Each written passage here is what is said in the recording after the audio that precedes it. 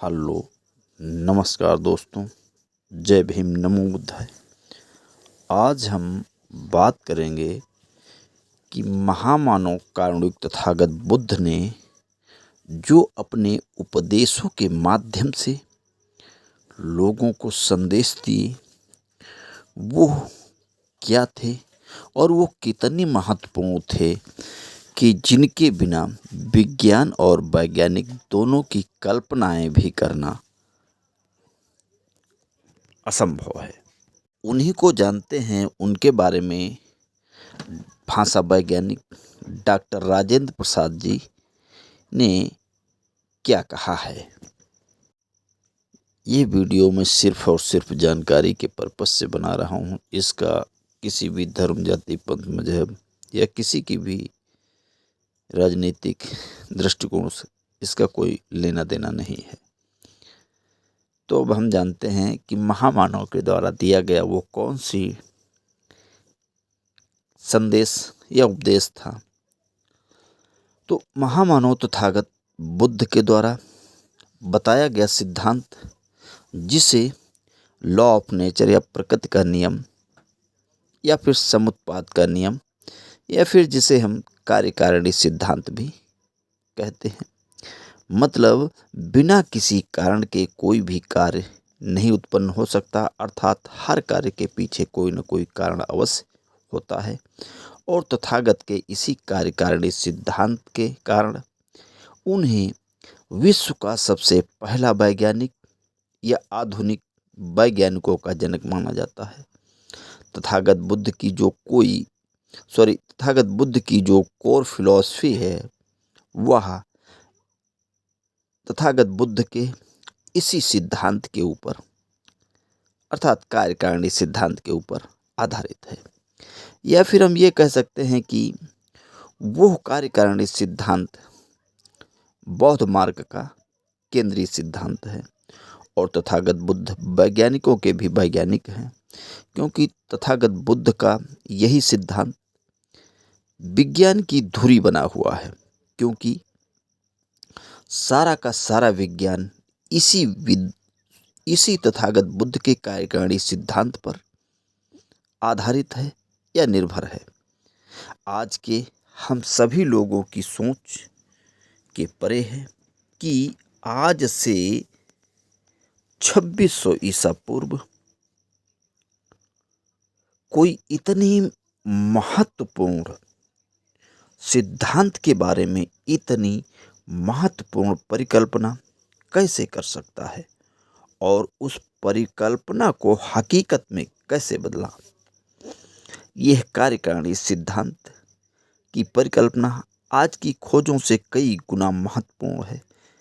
जिन परिकल्पनाओं या खोजों से आज जो कल कारखानों में काम किया जा रहा है और जिससे गाड़ियां या जहाज़ों को बनाया जा रहा है, मार्गदाता महामानव तथागत बुद्ध अपने कार्यकारिणी सिद्धांत में कहते हैं कि संपूर्ण भौतिक जगत दुखों से परिपूर्ण है और इन दुखों का कोई न कोई कारण अवश्य है। और जो ये कारण है तो उन कारणों का निवारण भी है और उस निवारण के लिए एक मार्ग या रास्ता भी है, अर्थात जिस प्रकार उसका समाधान या निवारण किया जा सके। यहीं पर हम कार्ल मार्क्स के सिद्धांतों को भी समझने का प्रयास करते हैं कि उनका सिद्धांत क्या कहता है। तो कार्ल मार्क्स ने कहा है, सर्वहारा समाज में गरीबी है तो इसका कारण है। तो कारण क्या है? शोषण है। और यदि कारण है तो उसका निवारण है, और यदि निवारण है तो उसके रास्ते या मार्ग भी हैं। मार्ग इसका क्या है? तो कार्ल मार्क्स ने सर्वहारा क्रांति को उसका मार्ग बताया है। इससे अनुमान लगाया जा सकता है कि कार्ल मार्क्स के सिद्धांत का जो मुख्य आधार बेस था वो बुद्धिज्म है। तथागत बुद्ध ने कहा है कि दुख है तो उसका कारण है और कारण है तो उसका निवारण है, और जब निवारण है तो उसका मार्ग है। इसी प्रकार मार्क्स ने कहा, यदि गरीबी है तो उसका कारण है और कारण है तो उसका निवारण है, और निवारण है तो उसके रास्ते हैं। और ठीक इसी प्रकार से मनोचिकित्सा या चिकित्सा विज्ञान का भी यही मानना है कि यदि कोई रोग है तो उस रोग के पीछे कोई न कोई कारण अवश्य है। वह कारण कोई भी हो सकता है, फिर चाहे कोई बैक्टीरिया, वायरस या फिर कोई अन्य कारण हो सकता है। कहने का तात्पर्य यह है कि यदि रोग है तो उसका कारण है, और उस कारण है तो उसका निवारण है, और उसके निवारण का मार्ग है। तो निवारण का मार्ग क्या है? यह चिकित्सा या उपचार है। चिकित्सा में जिसे थेरेपी बोला जाता है, इस थेरेपी शब्द को भाषा वैज्ञानिकों ने ग्रीक रूट का माना है। इस प्रकार से देखा जाए तो सभी वैज्ञानिक हर शब्द को ग्रीक रूट का मान लेते हैं। आपको मिस्र देश, इजिप्ट में जो थिर बुद्धिज्म के लोग रहते थे, वह लोग वहाँ इलाज करते थे। उन लोगों को वहाँ पर थेरापुट्टी कहा जाता था। ऐसा भाषा वैज्ञानिक राजेंद्र प्रसाद सिंह जी कहते हैं। थेरापुट्टी का मतलब चिकित्सक, और थेरेपी माने चिकित्सा। तो थेरेपी और थेरेपिस्ट, ये दोनों शब्द थेर शब्द से बने हुए हैं। मेडिटेशन या विपස්සना क्या है? यह एक प्रकार की थेरेपी ही तो है। आजकल कई प्रकार की थेरेपियों का प्रयोग चिकित्सा में किया जाता है। भाषा वैज्ञानिक डॉक्टर राजेंद्र प्रसाद सिंह जी बताते हैं कि एक काफ़ी चर्चित भाषा वैज्ञानिक हैं डॉक्टर रामविलास शर्मा। तो वो अंग्रेजी के प्रोफेसर थे, परंतु भाषा विज्ञान में उनकी गहरी रुचि थी। उन्होंने अपनी किताब में यह बात लिखी थी, और आज भी लिखी है, कि यह जो अंग्रेजी का थियरी शब्द है, उसका या सिद्धांत, यह थेर शब्द से बना हुआ है। भाषा वैज्ञानिक डॉक्टर राजेंद्र प्रसाद सिंह जी का ऐसा मानना है कि जिस ज्ञान को हम आप आस्था से पाते हैं उसे वेद कहते हैं, और जो ज्ञान हम अपनी तार्किक बौद्धिक विश्लेषण के द्वारा प्राप्त करते हैं वह थेर कहलाता है। जिस ज्ञान को हम अपने विश्लेषण करके उन कारणों के बारे में जानकर प्राप्त करते हैं, तो यही विज्ञान है, यही थियरी है, और यही थेरवाद है। एक उदाहरण के माध्यम से डॉक्टर राजेंद्र प्रसाद सिंह जी बताते हैं कि ये जलयान किस प्रकार से बना। शिप मतलब पानी का जहाज। वैज्ञानिकों ने मछली को जब तैरते हुए देखा तो वैज्ञानिकों ने अनुभव किया कि मछली पानी में तैर रही है। तो इसका पहले उन वैज्ञानिकों ने कारण खोजा, क्योंकि सभी तो पानी पर तैर नहीं सकते हैं। पानी में तो वैज्ञानिकों ने उसका कारण खोजा और उसी आधार पर शिप का आविष्कार किया। ठीक इसी प्रकार जब पक्षियों को आकाश में उड़ते हुए वैज्ञानिकों ने देखा, तो पक्षी के पंखों से जो हवा धरती से टकराती है, इसी आधार पर वैज्ञानिकों ने एरोप्लेन का आविष्कार किया। और ठीक इसी प्रकार जब जेम्स वाट ने उबलते हुए पानी के ढक्कन को देखा था कि भाप से केतली का ढक्कन ऊपर उठ रहा है, तो उसका कारण है कि भाप में शक्ति है। इसी आधार पर जेम्स वाट ने भाप के इंजन का आविष्कार किया।